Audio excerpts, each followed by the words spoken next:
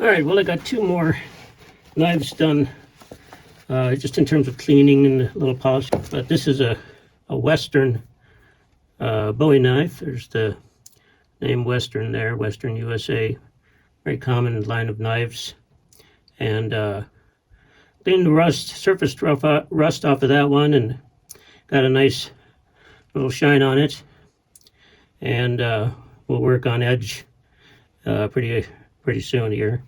This one here is, it's not really a name brand. It says Explorer. I don't know. It's just stainless steel, made in Japan. Nice little pocket knife though. Good quality, generally speaking. And just cleaned that one up tonight. Cleaned it up. Cleaned up all the brass. Added a little oil to the wood. And cleaned up the blade a little bit, and I'll put an edge on that one. So that's it.